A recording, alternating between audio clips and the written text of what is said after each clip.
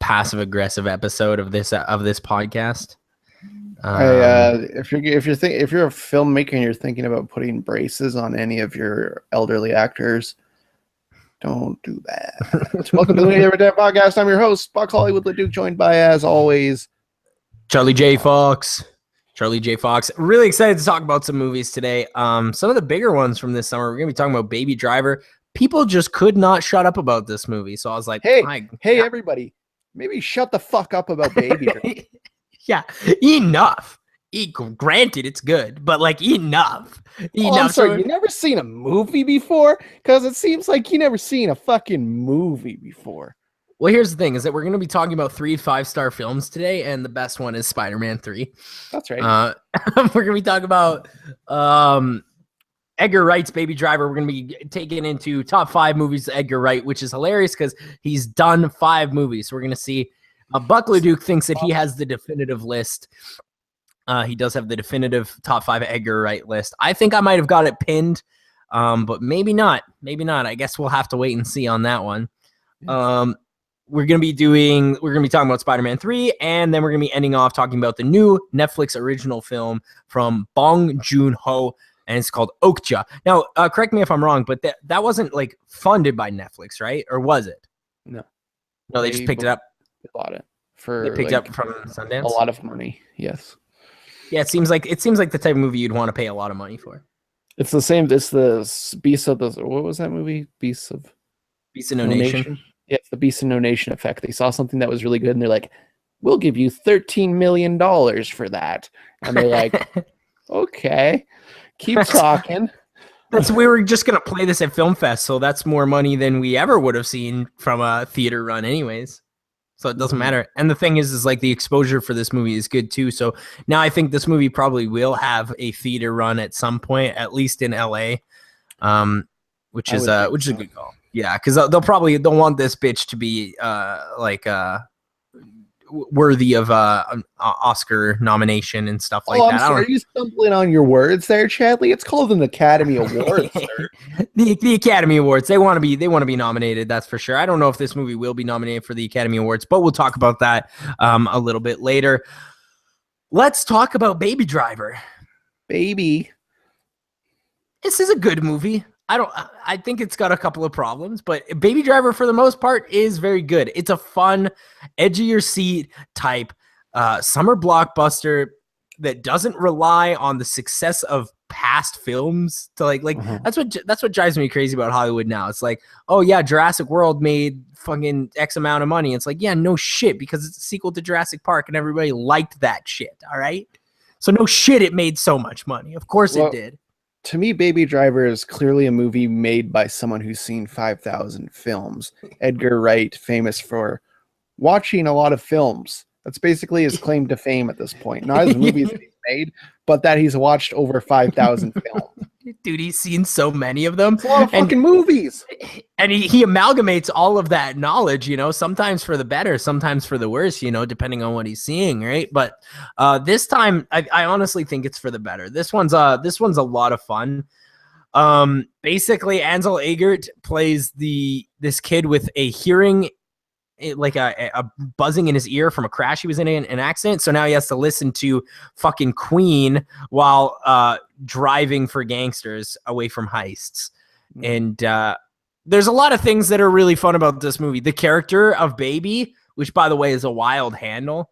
The character of Baby, that's good stuff. Like Ansel Elgort, I never would have thought that kid was going to be anything more than Fault in Our Stars guy, right? But Fault in Our Stars, he rolled up to this bitch and he gave it a full hundo, and he was great. Like, not just good, he was great in this movie. Like, he was acting 1-to-1 with Kevin Spacey, which is a tough thing to do, Oh, you mean your Fault in Our Stars and Allegiant Detergent Insurgent? Allegiant Detergent Insurgent? Very interesting. And then all of a sudden you're great. Something's what happened here.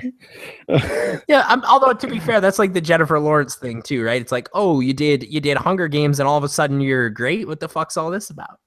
It was an X-Men and now you're a great actress. I just don't even understand how that happens.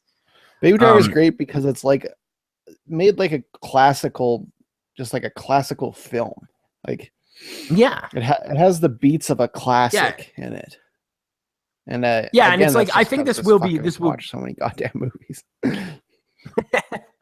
Yeah, and I think that that old school formula really works well for this movie, and essentially it on the plot rather If than you the told me this, like, backstory. if it wasn't like Shiny, you could tell me this movie was from the 70s, and I'd be like, okay, that's a movie from the 70s.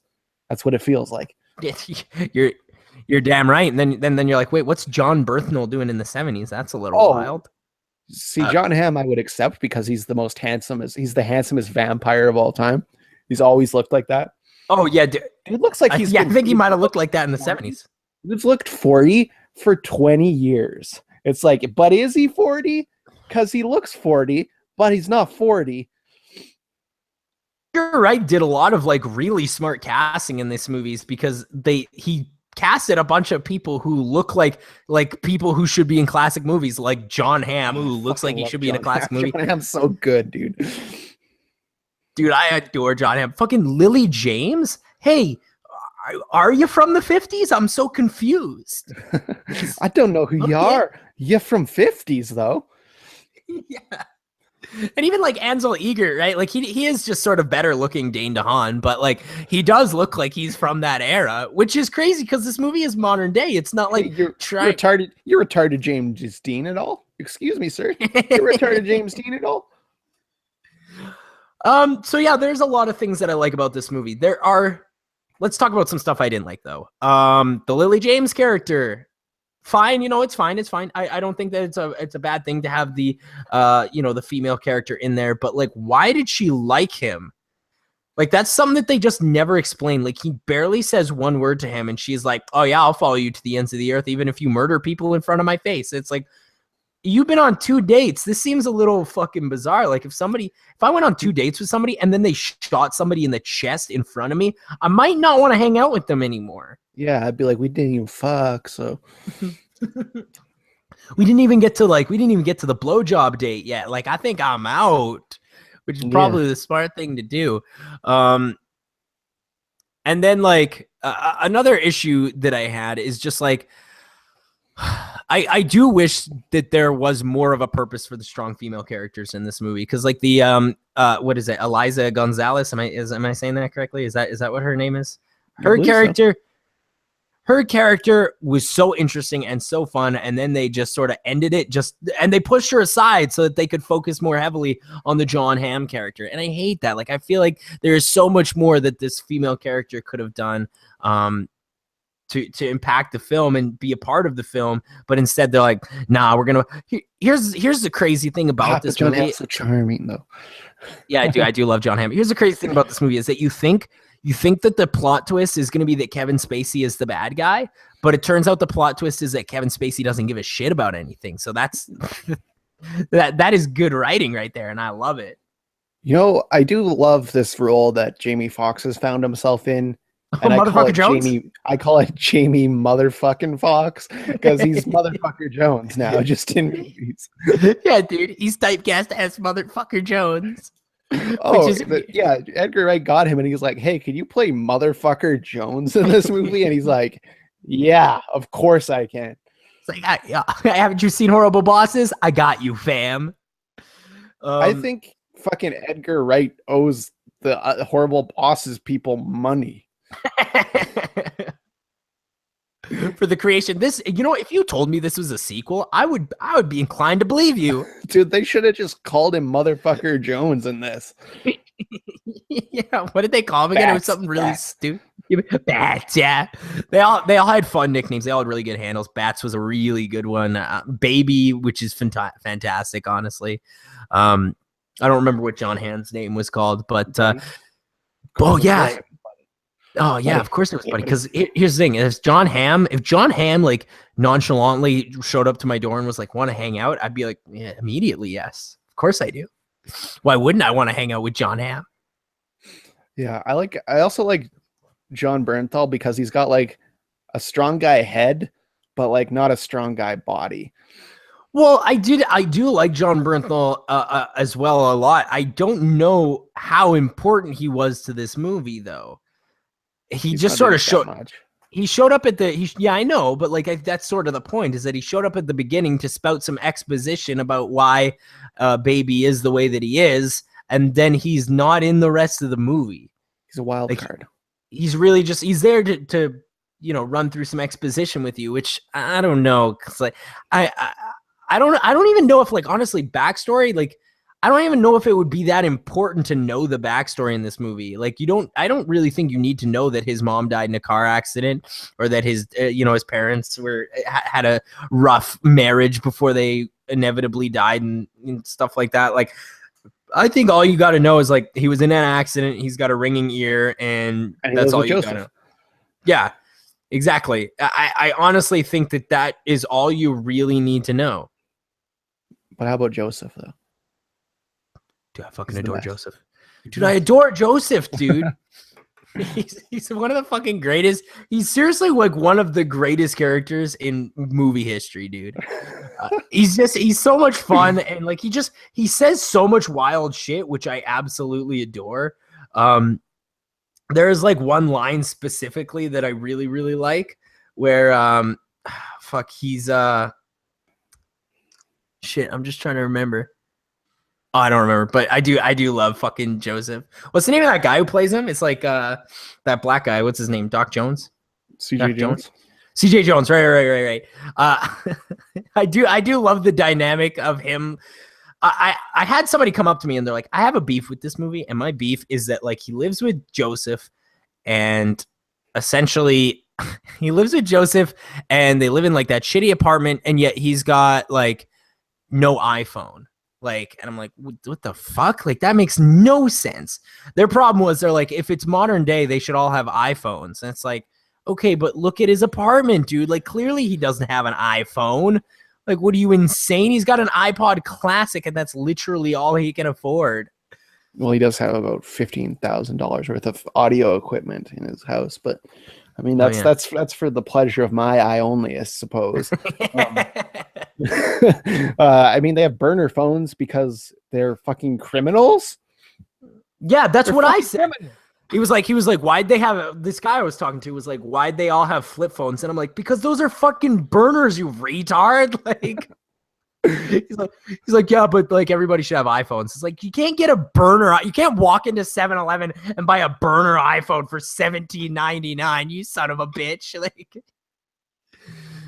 god It's damn. fucking stupid. There's like, the thing about Edgar Wright is there's always going to be like weird gag moments, like the Michael Myers mask shit. Oh yeah, where they all got the Austin Powers masks. That is Yeah. That was unbelievably funny, dude. There's always like those, like, because it plays it straight. Like, this movie plays it straight for a lot of it, and then it does like some gaggy stuff, which I like. That's that Edward charm, I suppose. There's like some shit in this movie that makes me like stop and be like, did I write this movie? For instance, there's like a part like at the end that I swear to God, I think I might have to check my hard drive because I think I might have wrote this movie, where he's like you can't run away from me, Doc. He's talking to the Kevin Spacey character. He's like, you can't run away from me, Doc. We're a team, and we always have been. And Kevin Spacey just goes, can you stop quoting Monsters, Inc.? It's really pissing me off. And I'm like, did I write that? I think I wrote this movie. Edgar Wright famously loves Monsters, Inc. Yeah, dude. Well, it's mentioned twice in this movie. Yeah. Fucking Kevin Spacey, man. He's out there doing work, hey? Dude, he's out there giving it his all, dude. I absolutely fucking adore him. Yeah, and he's really great in this movie. That being said, I feel like I've seen him do this character before. I'm not too mad at it because he's good at it, but I feel like I've seen it before. I've seen him do it. That's kind of just like the character that he's landed on, I think. Yeah, and I feel like a lot of people are like that now. Like Jamie Foxx is sort of the only person who changes up his character for every movie is Jake Gyllenhaal, but we'll talk about that in a few minutes. Because seriously, because John Hamm is he's just a charming lad. Yeah, he's just a handsome man. I gotta say, like, John Hamm's haircut. Oh boy, my boy's looking good, dude. Oh, fucking John Hamm's so cool, man. Like, every time I saw, like, every time John Hamm was on screen, I turned to my buddy. I'm like, hey, is John Hamm the coolest motherfucker to ever live? Because I think he's the coolest motherfucker to ever live. He's such a lad, dude. He's so rad. I love him. I don't even know if he's a good actor. He's just like the most charming motherfucker to ever exist. I think we're underplaying. I think we're underplaying like a lot of this movie though, like because like we're talking about some of the little problems this movie has, but let me reassure you, these problems are little, and this movie is awesome. There's a lot of cool driving scenes, which we haven't even talked about at all. Yeah, the driving sequences are absolutely fantastic, super stylized, and the dude, like the stunt driving is wicked, dude. Like some of those stunts that he pulls in the car are wicked. Like when he has to hit the brake at certain times to get past something that you never in a million years would think he would get past, and it looks rad. Well, and that brings us to maybe the most important section of this film is the soundtrack. Yeah, I've never seen a movie that worked like its action to its soundtrack this well. Like maybe never. Never. There's an entire scene where like they're shooting at people. Like they're shooting at the undercover cop guy and like all his like other undercover cop buddies. Oh and man, that scene's so good. The gunshots are to the beat of the music. And I've never seen that before in my life. That's insane. What a cool thing. What a really awesome thing to see on film. I loved it. Yeah, and the thing about Edgar Wright is he goes the complete opposite direction of James Gunn, where James Gunn picks hits and he just brings back hits. Edgar Wright's like, I'm taking B-sides. Go fuck yourself. These are all B-sides. You've never heard half these songs. Yeah, like he could have picked, like when they were like, we got to pick a Queen song to be his favorite song. It's like they could have been like, oh yeah, just make a killer Queen. Who gives a shit? But instead, they picked some song I don't even think I've ever heard before in my entire life, and it works perfectly. Dude, Chadley famously saw Queen and didn't know any of their songs, so that's interesting. Here's the thing though, is that when you see Queen live, they know who's coming to see, right? They know who's, because they even came out and they're like, we were here 20 years ago playing for a group of 20-year-olds. Now we're here now and we're playing for a group of 45-year-olds, and it's like, hell yeah, dude, they know. They know it. Dads. Yeah, it's just dads, and they know it. That's like when I've seen Rush twice, and both times see a dad's. Dude, see a dad's. Just so many. The first time I went with my dad. Dad's as far as the eye can see. Dad's as far. And when just a little tidbit for you. When I went to see Queen, I did in fact go with my dad. That's right. Of course. Oh, dude, and he had the best time, dude. He saw Queen last year, so he's just that much of a dad that he's got to see him twice. Got to see him twice. Yeah, got to see him twice. So I think honestly, Baby Driver's fucking wicked, dude. This is a really good movie. It's good, man. It's a lot of fun. It's not perfect like a lot of people. I heard somebody told it as the greatest movie of the decade the other day, and I'm like, that's clearly not correct, but it's a lot of fun. No, it's unique though, and I think that's what we need. I think we need some unique movies to do well right now, because absolutely, with like this sea of like reboots, and like A24 put it properly, man. With the sea of reboots and the sea of sequels, we really need something that's just going to stand on its own. And I think Baby Driver is going to stand on its own. This is a movie that I hope will be remembered. Awesome. Yeah. I want to work there. Yeah, dude, they're so shameless. I could come up with those snarky asshole Facebook posts. Hell yeah. Yeah. But yeah, I think that this movie will stand on its own, and I think people will remember it for a few years to come. I'm glad it's doing well. It is doing grossing fucking Edgar Wright film, and it happened in a day, so it's not hard. Which is crazy because he's made some good. Although Scott Pilgrim bombed, but I feel like Hot Fuzz and those movies probably did well enough to elicit some money. Speaking of some Edgar Wright movies. He's made 5 of them. He actually made one other movie that I've never seen called, what did I say it was called? Like, no,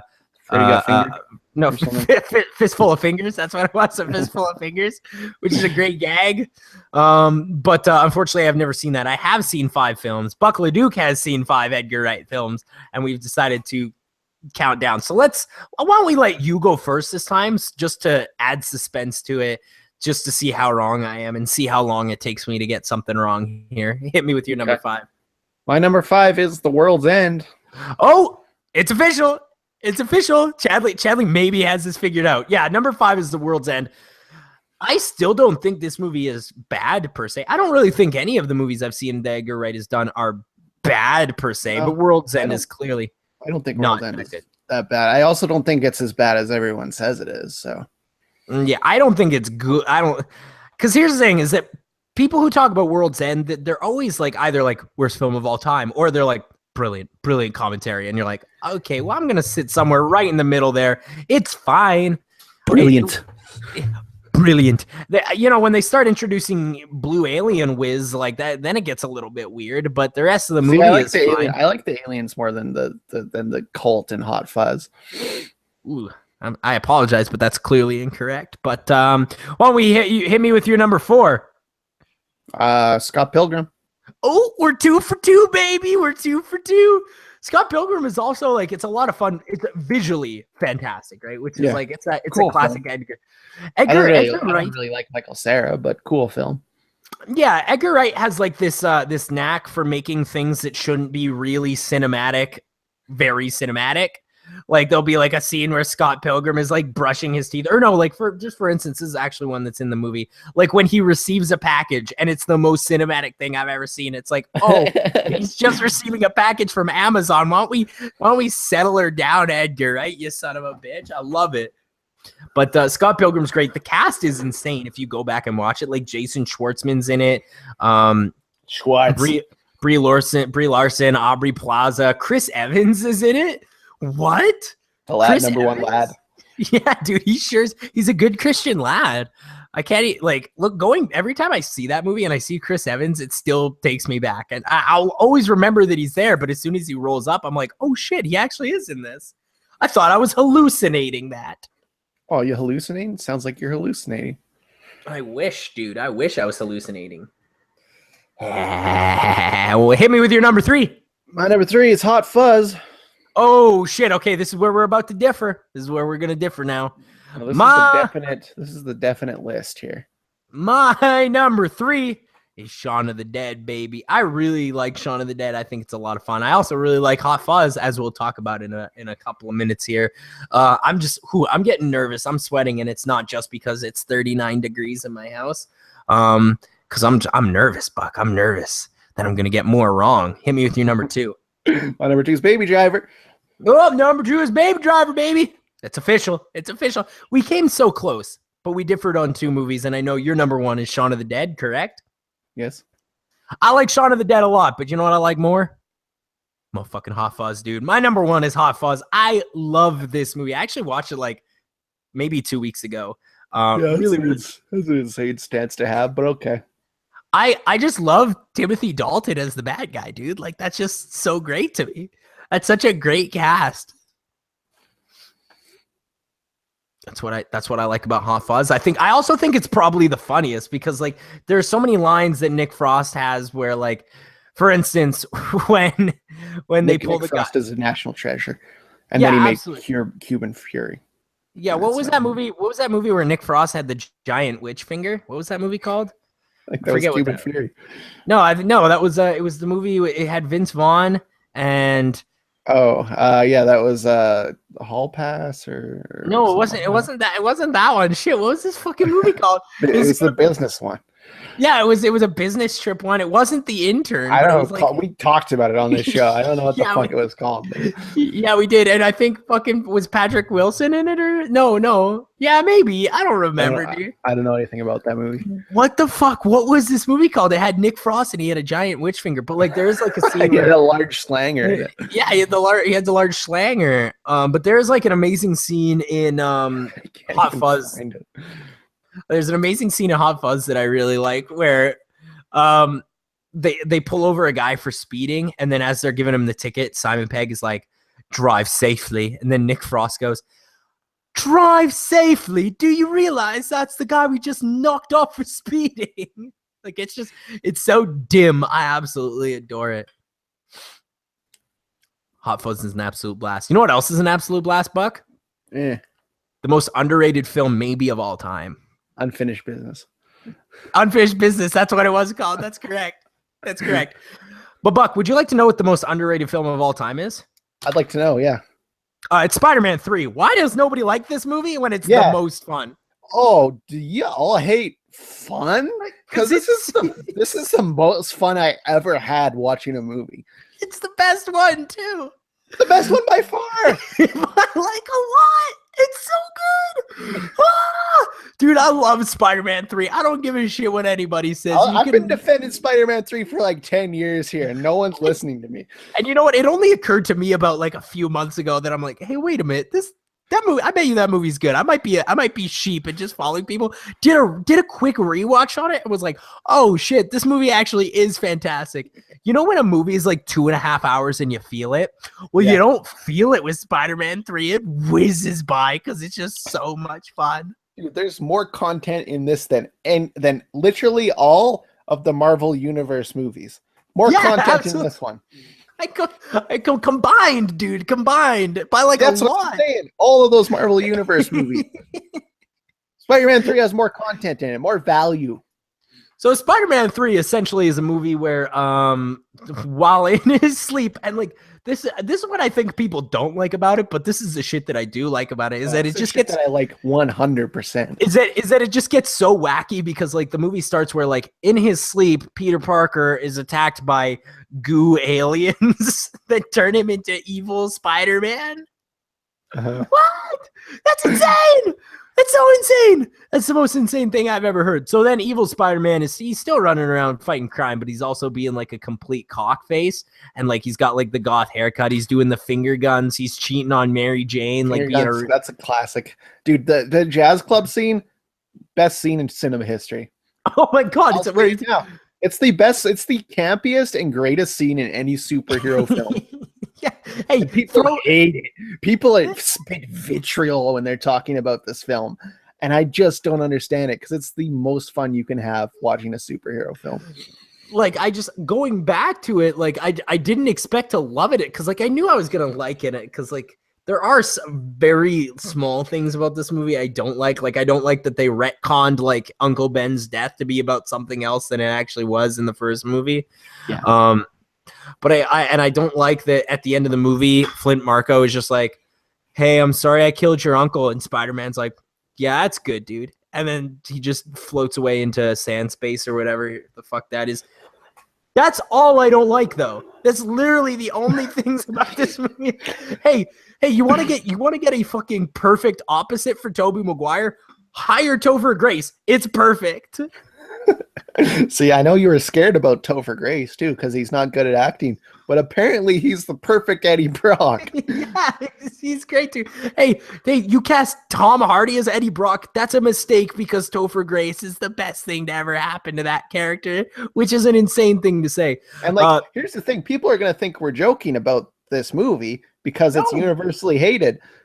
But it's so good. Like, watch it as an adult. Like, everyone watched this when they were 16 and they're like, I gotta watch Dark Knight type shit. No. Come back to this. Come back to the fun side. Come back to the side where you don't have to have Chris Evans looking seriously and saying, I can do this all day in every fucking movie, all right?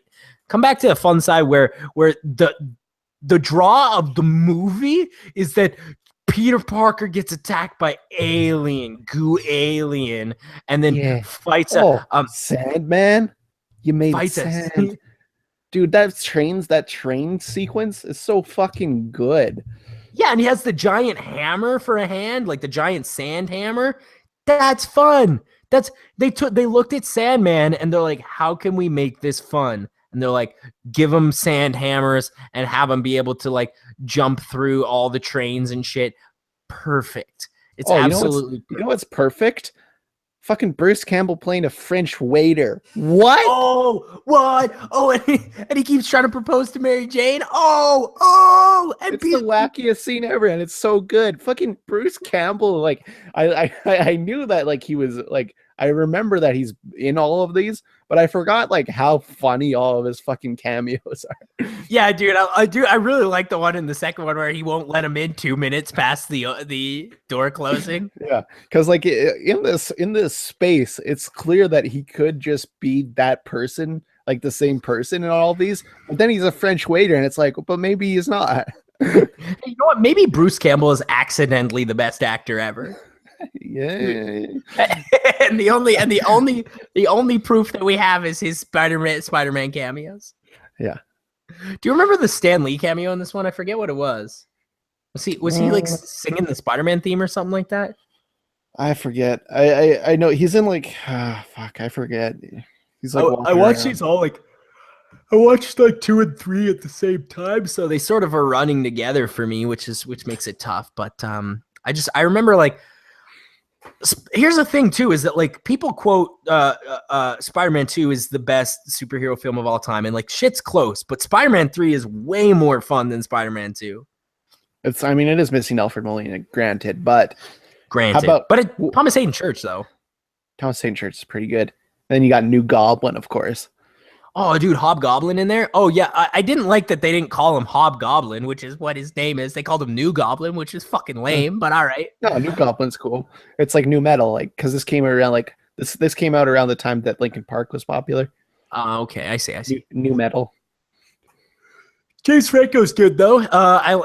He does fall into the amnesia trope, which is hilarious. But like for some reason, that's great shit. When he's like, yeah, Pete, I'm glad you always been there for me, bud. And it's like, he just threw fucking. He's gonna throw a fucking ball of energy at you, a fucking pumpkin ball. I just think that I think that the writers and Sam Raimi are just so crazy because they're like, I feel like after they released Spider-Man 2, they're like, shit, maybe we shouldn't have told the James Franco character that Spider-Man is Peter Parker. Want to bang him in the head real quick and then have him act like a retard for 40 minutes? Like, yeah, because like all of this shit is like stuff that's out of a sitcom. That's why I love Sam Raimi, because he doesn't give a shit. He's like, let's do some sitcom shit, and he's like, yeah, let's make him have a concussion and not remember shit. And it's like, wow, I can't believe they actually did that. Yeah.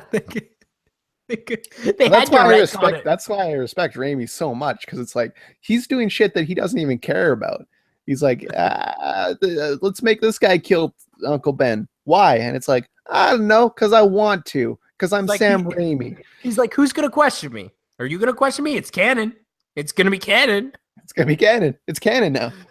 Dude, this actually, like, after seeing this, like, I'm actually so depressed that this movie got hated so much because I guarantee it played a big part in the fact that Sam Raimi turned down Spider-Man 4.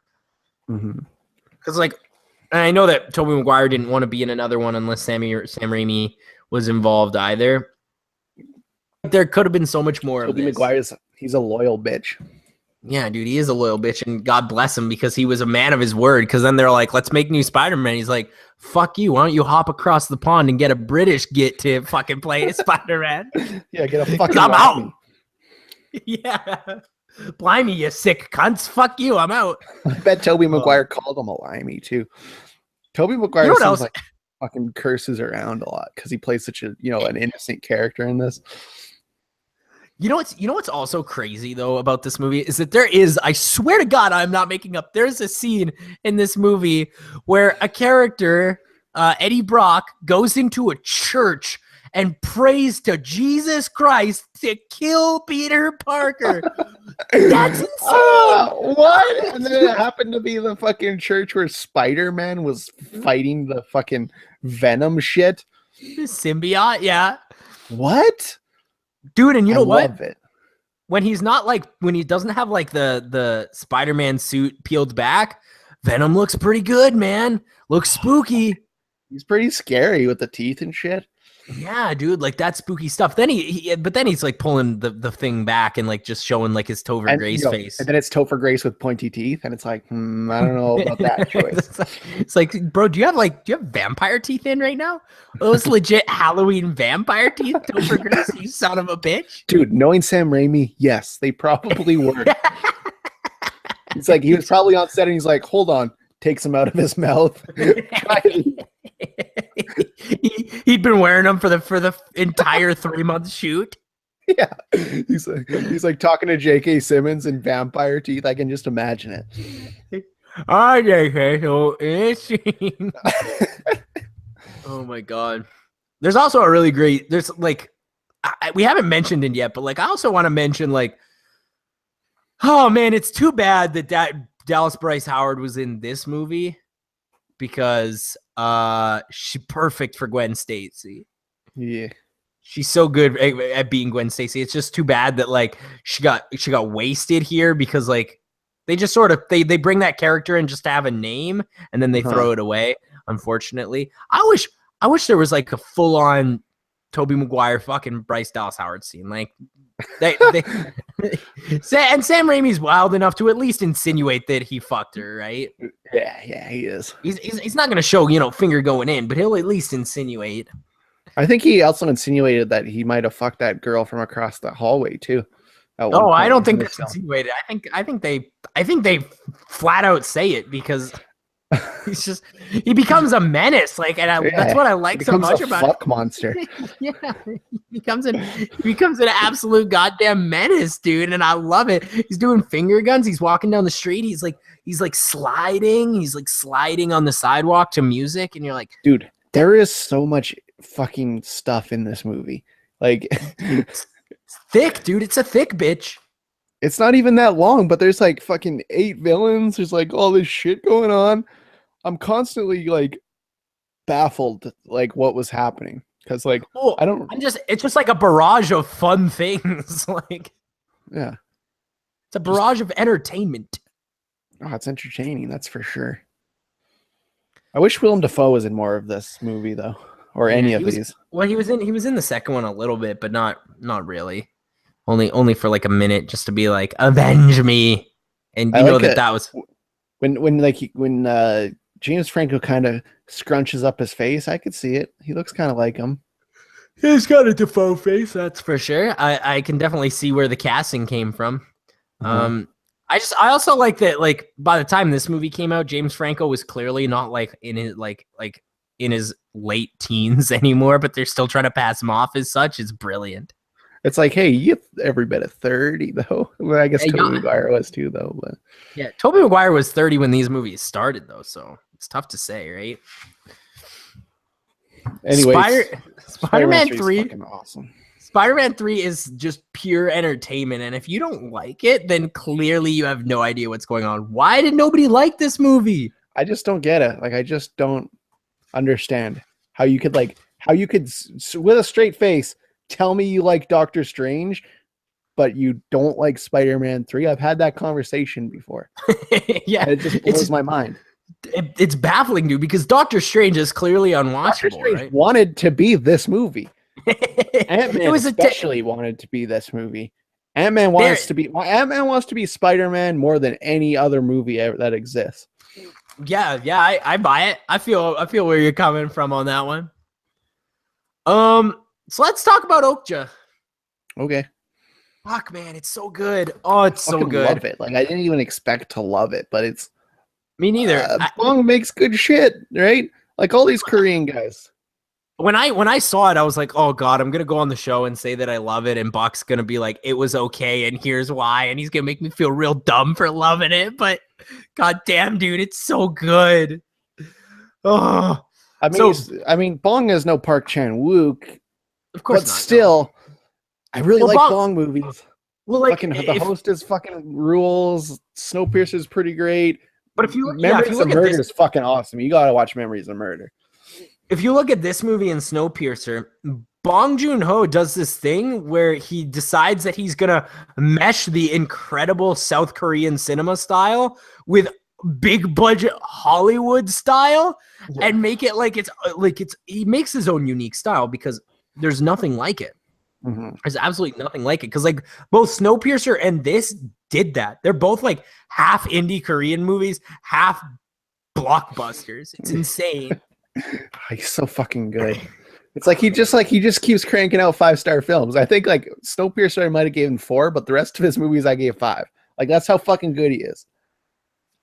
So the movie starts off essentially like the idea of the movie is that they're creating super piglets, they call them, which I love.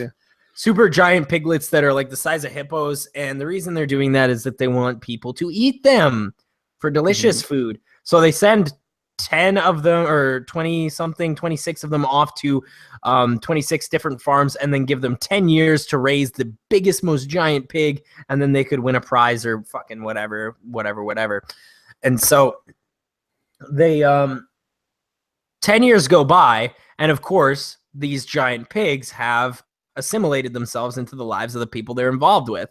And it exclusively goes on the story of a girl named Mija and her grandfather, who have grown to love their giant piglet, whose name is Okja. Yeah. So essentially, they come to take the pig away to bring it back to New York to get it to be fed and stuff, like to turn it into food and show the world how big these bastards get.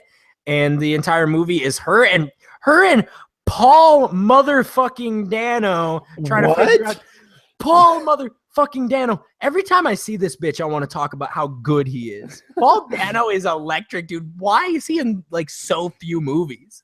I don't know. He's like, because he's weird looking, I guess. Like, yeah, he looks like he's 14, but clearly 30, and like maybe more. He might be 40 at this point. Dude, is Paul Dano 40? Because in Love and Mercy, I thought he might be 40. So I think Paul Dano, just thinking about it, like I think he might be playing the same character, the same 15-year-old character. He's 33 years old, so not quite, but he's so young. He's so fucking young, dude. He was in Little Miss Sunshine when he was like 27, and I think he was supposed to be like 15 in that movie, and I bought it. Yeah, he can't grow a beard, which is unfortunate. Yeah, I would love to see what it would look like if he tried. You know, I want to see. I think. Yeah, Paul Dano was amazing, but more importantly, this movie had a lot of really good performances. I think the girl who played Mija, very good. Yeah, she's great. Very young. There are talented kid actors. We've talked about it before. We'll say it again. There is proof. There are talented kid actors. Tilda Swinton. They can get bad. Yeah. Tilda Swinton. She's fine. She was good. Yeah. I liked her. Sure. She's always pretty decent. Jake Gyllenhaal is the most versatile motherfucking. I want a Dr. Johnny spinoff film. That's what I want. Dude, fuck it. I wish his character had more to do in this movie, because he's the best thing by a country mile. He's so good in this movie, and like here's why he's so good. Is that look at Nightcrawler, Southpaw, and then this. That's literally, and then even throw Everest in there. The most different characters in cinema. Like they're he's good. It's like it always throws me off. Like I forget in those 4 months where he's not in a movie, I forget. And then he's in a movie and I'm like, oh, he's so fucking good. How did this happen? and how did I forget? How do I forget every time? And I'm gonna forget again as soon as we start watching more movies. And then in 4 months we're gonna watch another fucking Jake Gyllenhaal movie. I'm gonna be like, he's the greatest actor on the planet, because he is. Here's a prophecy that I have, okay? And this might be crazy. But I think I have a strong feeling that this movie could potentially be one of the front runners for Best Picture at the Academy Awards this year. And here's why. Number one, you got the gimmick. And people at the Academy Awards, they love that gimmick shit. Number two, it's a really good movie with a powerful message. Number three, it embodies a new way to distribute film that needs to be that they have like been underrepresenting at the Academy Awards. This movie should probably win Best Picture, and it might. Wouldn't that be wild? Wouldn't that be? But would this not be allowed to win Best Picture because it's technically a foreign film? Maybe. Because it'll win foreign film. Like I think that's a no-brainer right there. This will win Best Foreign Film. No, it won't, because South Korea won't submit it because they don't submit Netflix shit. Yeah, they'll this time they'll submit like was it Train to Busan, and they're like, oh, that was last year. That movie was from last year, and then South Korea's like, well, I guess we don't got a submission this year then. Hey, South Korea, submit The Handmaiden and you win. You fucked up. Hey, submit The Handmaiden, you win Best Picture. Like, are we dumb? You submitted Age of Shadows. We never even watched that movie. Because we don't care. Yeah. Because here's the thing: is that we're just so mad. You submitted a World War II movie. You got The Handmaiden on deck. Although I could see why, like, submitting a World War II movie did seem like a better idea for the American Academy Awards rather than a movie about lesbians that get fucked by octopus tentacles. You know? I mean, it's clearly a better movie, but when you just describe it like that, it's clear which one would probably win an Oscar over the other. Well, that's where I'm gonna have to disagree. Well, Uh, y- another thing about this movie Okja is that like Netflix bills this as a comedy, and I just want to know what part of this Netflix thinks is funny. Like, you sick sons of bitches. Maybe the Dr. Johnny character because fucking Jake sicko. Gyllenhaal. Dr. Johnny's hilarious. Dr. Johnny actually is fucking hilarious. Jake Gyllenhaal, he comes out, he's doing this character that I've never seen him do before. And like, I Mhm. feel like we could just literally just sit here and talk about how Jake Gyllenhaal makes this movie great because he does. When he walked on screen, I didn't even think it was him at first. I knew Jake Gyllenhaal was in this, but I honestly, for the first like 5 minutes he was on screen, I was like, oh, Sacha Baron Cohen's in this movie. That's neat. I do find it interesting that Bong is the only filmmaker that is brave enough to put a giant genitalia on his CG monster. I Yeah. think I've been screaming about this for about I don't know 2 or 3 years now. Put a giant cock or something like on fuck. Hey, Zack Snyder, put a giant cock on Doomsday. There is actually, now that I'm thinking about it, there actually is some really funny moments in this movie. There's an amazing scene where like after like a giant crash with one of the people from the big company, they're like interviewing the truck driver and he's like, "Oh yeah, that company is fucked." And they're like, "Aren't you scared of getting fired?" He's like, "I don't know, it's not me that's getting fucked, it's the company that's They getting fucked fucked." up. And it's Brando fucked up. yeah, it is really really funny. I also think like this movie does have a very pro-vegetarian, anti-GMO type message, but I honestly don't think it's I don't know if it's so much that, or is it just how we treat animals on a larger yeah. scale. I don't think as much as it's a much of a vegetarian thing. I don't see Well, yeah, that so maybe it's much. just like an anti like slaughterhouse thing then. Yeah, Um, and it isn't preachy per se, but it is powerful and it's presented to you through entertaining narrative, which honestly makes it I don't know, I wasn't that mad. I didn't think it was no, preachy. I didn't think so either. And that's Yeah. that was like a big complaint I see in the reviews for this, and I don't really think that's a big problem of this film. It's more of the relationship between the giant pig monster and the little Korean girl. Yeah, and like after seeing this movie, I'm still gonna bump some McDonald's, like I'm still gonna have a McDouble, but Dude, I ate 2 burgers while watching this shit. I'm gonna do it, but I'm gonna feel a little shittier about doing it. I'm still They're gonna do actually it. I ate burgers that had nacho cheese in the Oh, inside of it. that It was sounds fucking so good, dude. fucking good. Fuck it. I don't give a shit about this movie anymore. Fuck it. Put the Okja meat on there. I don't even care. I'd try some Okja meat though. Yeah. Whew. Yeah. Here's the thing: is that when they were cooking it up, sure made me look hungry. When they had the super pig jerky, I was like, that looks pretty good. I saw it. I'm like, ooh, I might fuck with that. If it was like teriyaki or some shit, I'd fuck with that. I think. Yeah. And there's like a lot of lighthearted parts in this movie, but for the most part, this is a grotesque, grim, tough movie to watch. Like it is absolutely horrendous to watch. There's just so much absolutely disgusting visuals, and sad visual. Like there's a lot of sad visuals, and I think that's the part that's supposed to really get you thinking.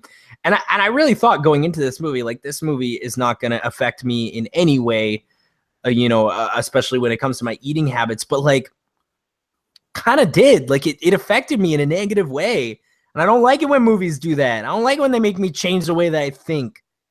Makes me feel like an asshole. Well, you are. Yeah, I know. I'm an absolute slob monster. Ah, you slob monster. I'm an absolute slob monster. Yeah, I mean, one thing I didn't like about this movie is that like the Tilda Swinton character had a sister and they were like hiding the identity of her like the entire movie. And I'm like, oh, that gonna be someone famous. That's clearly gonna be someone famous. Guess who it was? Tilda Swinton. So Oh yeah. why fuck you hiding the fact that she's got a twin if it's just gonna literally be her? Yeah. Giancarlo Esposito is the fucking greatest too. Like there are so many good people in this movie. Huh. I absolutely adore Giancarlo. But to be fair, like it really is just the Dr. Johnny show. There is like a scene where Dr. Johnny is like it's just a Dr. Johnny movie. Like I think this is a 5-star film, which is shocking. Like I never would have thought that, but also it would have been better if it was just a Jake Gyllenhaal Dr. Johnny movie. There's like a scene where like he's like dancing around, two of the Okjas like banging each other, like like clapping and shit. It's so insane. It's so insane. But yeah, like, and it's free. It's on fucking Netflix. It's basically free. Go watch it, you sons of bitches. It's really good. Nobody that listens to the show pays for Netflix. They steal their fucking their parents' ex-boyfriend's password or whatever. Oh yeah. Here's the thing: is that if me and my wife break up, I'm gonna let her keep the Netflix because I want to keep tabs on what she's watching. Yeah, that's a good call. Yeah, I want to know what she's watching on my Netflix. Yeah. And if she asks me about it, I'll be like, no, just keep the password, you know. But I'll be watching. You'll be keeping an eye on it for sure. And then like if I bump into her, I'll pull out my phone and be like, oh yeah, you know, I've just been watching True Blood, and that's pretty good. That's a lot of episodes of Pretty Little Liar, hey? Ooh. Oh man. So how many times have you watched Moana? My wife is out of town right now actually, and she's been out for like three weeks or whatever. But I can't actually keep tabs on her Netflix, and she's watched Moana on Netflix 4 times. It's a good film. Yeah, it is, but 4 times. That's insane. I mean, I'll watch it once, and I watched it once for the show, and I will literally never watch it again. But I've seen it a few times. You got to see it in 4K, dude. It's fucking unreal in 4K. I recommend. I don't got that kind of time. That's a heavy recommend on the 4K. So if you got anything out of this podcast, oh man, all these movies we watched are good this week. But mostly Spider-Man 3, like honestly. That's clearly the best one we watched. Baby. Oh. I like Baby Driver. I thought Baby Driver was good. Yeah, I like Baby Driver a lot. I like Lily James when she's like, "Oh hi, baby." Oh hi, baby. I saw an article today that they brought the lady that sang that baby song to the movie, and she loved it. Dude, that's actually really rad. Oh hi, baby. And I'm Desmond Doss. Hi, I'm Desmond Doss, baby. And then Okja, yeah, our Netflix movie of this week. I can't believe Netflix finally fucking did it. They made it. Yeah, they got another worthwhile film on there. It took them long enough. It took them 5 Sandler films to get this. Hey Netflix, you gonna keep striking out, or can you get more of these ones? Why don't you just sign all the Korean directors? Right? Yeah, that makes sense. Get Park Chan in there. Yeah, like, and they're doing the Lord's work. Like, obviously, they saw Snowpiercer, and they're like, why don't we just have South Korea make all the movies? Because they get it. They figured it out. Let's move Hollywood. Let's just move the whole thing. Well, no, we don't have to move anything. Just take the money there and let the Koreans make the movies. Well, but here's the thing: is that if you give the Koreans all the Hollywood money, eventually they would find a way to fuck it up, and then we'd have Marvel movies again. Here's the thing, though: if you watch The Host, which is a monster movie that Bong also made, the only problem with the movie is that there wasn't enough money for CGI, and then you see Okja, and you're like, "Oh, that pig looks pretty fucking good." It's not great. It's not perfect, but it's like a lot better than the Host monster. Yeah. The Host monster looks like a PS2 monster coming out of the water, and you're like, Bong, what are we doing here? Bong, what year was that? That was like 2007 or 8, wasn't it? Yeah, it looks bad though. And they show it a lot towards the end, like out of the water, and you're like, "Oh, is this Godzilla from Shin Godzilla? What is this? Don't show it outside the water." If there was any complaint I had about Okja, it's that there is one thing: a lot of poop and farting jokes that I don't much care for. A lot, like that's Korean humor, though. Yeah, it's just like they teach Okja to poop on the bad guys, and it's like, all right, but that's like straight out of like Air Bud or some shit. Ooh, like, I don't know about that. That's what I was thinking. I knew you were going to comment on that because I saw that. I'm like, I don't know about that. Yeah. You knew I was going to mention the poop jokes. Yeah, I figured you'd mention it. Yeah, they were like launching out of the butthole though, like, which is pretty impressive. Looks like a hippo. I didn't really see that. I didn't really look like a pig to me. Per Yeah, se. yeah, I agree. It had like the pig nose. They could have just used hippos, honestly. They didn't really have to CG it. Could have just fucking used hippos, put a hat on them, make them look a little different. Fucking super pigs. I love it. Yeah. Yeah, dude, I really love it. Okja is absolutely incredible. You have to check it out. It's on Netflix. It's free. $0. Right. $0 to you. Well, we got 6 minutes. You want to do? Was there any trailers or anything? I don't know what's happening. Yeah, I don't know. I've sort of been off the grid. I've been back and forth for work like all the fucking time. But I'm trying to remember what's even new. Geostorm. Who's in that? It's like fucking Nick Cage or something like that. No, it's Gerard. It's talked about that a few times, and we don't know anything about it. Okay, what is your take on Logan Lucky? What do you think about that? Have you seen the trailer for Logan Lucky? I want to know with Channing Tatum, Adam Driver, Daniel Craig. Oh yeah, I don't really. I know I've seen it, but I don't know what. What's Steven Sodenheim? Is that who that was? Steven Sodenheim? Soderbergh? Yeah, Steven Soderbergh and Ocean's 11 fame. Yeah, of Ocean's 11 fame. Yeah, of course. And it's like a heist movie, but is it going to be like an art house heist movie? Like, what are we doing? It's like a heist movie where they heist from NASCAR. Oh, so it's going to be like what was that movie that like got nominated for an Oscar? And it's like, oh, but this is a hillbilly movie. Hell or High Water. Hell or High Water, yeah. Nominated. I still think about that sometimes. Yeah, it's a fine film, but like it's nominated. I don't know. I don't know, man. There's a lot of better movies that came out last year. Hey, you know what we should do now is that every year one blockbuster should be allowed to be nominated for Best Picture, because what happened with Mad Max, and then guess what? It won fucking everything because clearly that was the best movie that came out that year. One blockbuster every year can be nominated, so it's not just 9 movies called Brooklyn. How about that? Ugh. How many more city names do we got? Let's get through all of them and then just start making Mad Max movies. Philadelphia. Yeah, fuck it. We should just make 9 Mad Max movies a year and no other movies. That's all there should be. Can we finish up the Pennsylvania cities and then we'll be done?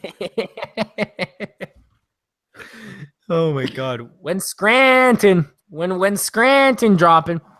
We've seen Fargo. We've worked our way through the upper Northeast. I think we've gotten all the New York, upper state cities. They're like, do we got Miami? Or they're like, we got Miami Vice. Fuck it, close enough. We got Miami Vice. We got a lot of southern states. I think we've got a lot of Texas-based films. Yeah, hell yeah, JFK. Ooh, that was bordering on offensive, but I don't know. I think Logan Lucky looks funny. I think it looks like a lot of fun. What about that movie where Tom Cruise is like he's like playing like clearly a character? American Assassin? Is that what it's called? I don't think it's called American Assassin because he's an airplane person. It's American something, isn't it? Yeah, I think so. But he's playing like clearly a character that's supposed to be Matthew McConaughey. Because he's like, American Assassin is a different movie. That's a Dylan O'Brien, Michael Keaton movie coming out later this year. Fuck, what is that one? It is called American something though, and it's bothering me now that I don't know what that is. American Made. American Made, right. And he plays like a crazy Matthew McConaughey character. Donald Gleason's in that one. Donald Gleason is in that bitch. It's also got Jesse Plemons. It's also got Sarah Fat Damon. Yeah, Fat Damon. It's also got Sarah Wright, who I like because she is and always will be in my eye Millicent Gergich from Parks and Recreation. Oh yeah, Jerry's hot daughter, Millicent Gergich. Ah, that's right. She ever bust out her tits? No, not in Parks and Rec, dude. 2G. It's a G-rated program. Ah, is it? Didn't realize that. Yeah, I don't think so. But yeah, it just looks wild. Like, it's a departure for Tom Cruise. But if you've seen The Mummy, not really. He plays a wild man in The Mummy. I can't wait to talk about The Mummy. I think about it every day. well, when that drops on video on demand and when we get some time, we'll peep that up. There's no way we're gonna miss that because I have to see it. I fucking absolutely have to see that. But what's that fucking movie you're making me watch? What is that called? Next week you get to watch Terrence Malick's new flick, Song to Song. Song to Song. That's a band music movie, whatever. Song to Song. I think it's about the music scene in Austin, Texas, and it has Ryan Gosling, Baby Gosling, and Fassbender. I think they all fuck. I think they all fuck. You know, knowing Terrence Malick, I bet you there's gonna be no music in the movie. I bet you there's gonna be absolutely no music, like not even background music or anything. Like that's gonna be a wild statement that he makes. So we're also gonna be watching Amazing Spider-Man, and boy, guess what you're watching, Buckla Duke? What's that? Oh, dude, do you like Tom Hanks? Yeah. You do like Tom Hanks? I bet you'd like. I bet you'd sure like to see the movie The Circle. Oh, with that little lad, with that little lass. What's her name? Emma Watson. Yeah, her nudes dropped the other day. That was classic. What? Emma Watson nudes dropped? How the fuck did you? Hold on. When did this happen? Where was it? I feel like it was like 3 weeks ago. It was. I don't know. Where were you? I don't know. What is this fucking 9/11? What are you talking doing? Emma Watson nude leaks. I gotta see this because like that's like a person who I wouldn't even expect to have had nudes. Oh yeah, nude video and photos leaked. Wow, there's a video. Yeah. Oh yeah. Ooh. Oh yeah, buddy. Well, I'm gonna watch it right here on the show, and I'm just gonna give you my live. My name is Durka. What is this? Oh, she's in the tub. Yo. Well, I don't recall the pictures. I just know, like, I would never violate her privacy. I've never seen them, so I don't know what they look like or if she had a pink dildo or anything. I would never know that because I've never violated privacy. Anyway. Oh, man. This is insane. I can't believe this exists, dude. I can't believe this exists. And I can't believe it took me so long to find it. Anyway, I love Tom Hanks, so we'll see what happens. Hell yeah. Thanks for checking in and thanks for listening to the show. Follow me on Twitter at Chadley the Movie. I've been tweeting some real bangers lately.